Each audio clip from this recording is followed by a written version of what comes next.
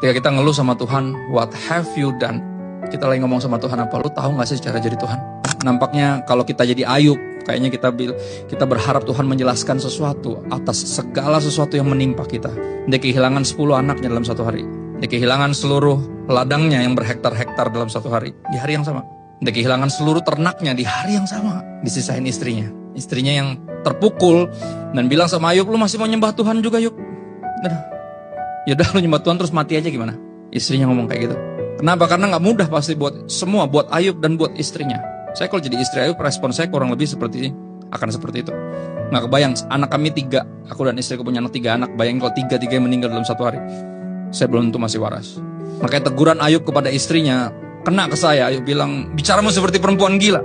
Apakah kita hanya akan menyembah Tuhan ketika semuanya baik-baik saja? Tapi ketika ada yang diizinkan yang gak enak menimpa kita, kita tinggalin Tuhan. Tuhan yang memberi, Tuhan yang mengambil. Terpujilah nama Tuhan. Kagum sama respon Ayub. Tapi di satu sisi kita tahu dia bergumul, itu baru pasal 2. Ayub ada 42 pasal. Masih ada 40 pasal lagi dia bergumul. Dia punya teman-teman yang nampaknya minimal STH.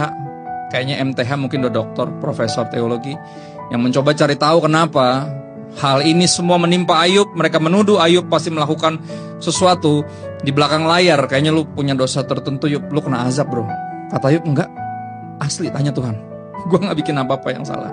Tapi kenapa? Kenapa semua ini menimpa Ayub? Sampai di satu titik yang kasihan banget dia sempat bilang ini sama Tuhan. Tuhan, kalau saya cuma lahir untuk kehilangan, untuk menderita, untuk berduka, untuk sakit, buat apa saya lahir? Dia sempat nanya gitu sama Tuhan. Nah semua kita pasti pernah nanya itu, atau mungkin akan bertanya seperti itu. Tapi ini yang menarik, yang menyebalkan lebih tepatnya kalau bagi saya pribadi.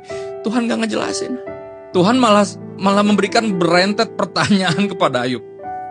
Ya, sekitar 2 hampir 3 pasal Tuhan nanya berbagai pertanyaan tentang alam semesta, penciptaan dan science dan whatnot. Dan dimulai dengan pertanyaan pertama, Tuhan bilang ini sama Ayub, oke, kamu siapkan dirimu, saya bertanya, kamu menjawab.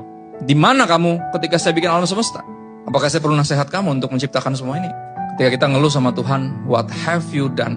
Kita lagi ngomong sama Tuhan, apa lu tahu gak sih cara jadi Tuhan? Buat apa gue lahir kalau cuma buat kayak gini? Dan pertanyaannya juga sebenarnya berlaku sebaliknya. Buat apa saya lahir kalau cuma buat sukses, kaya, terkenal, foya-foya, senang-senang? Buat apa kalau cuma lahir cuma buat kayak gini doang? Makanya dia diizinkan punya semuanya dan kehilangan semuanya.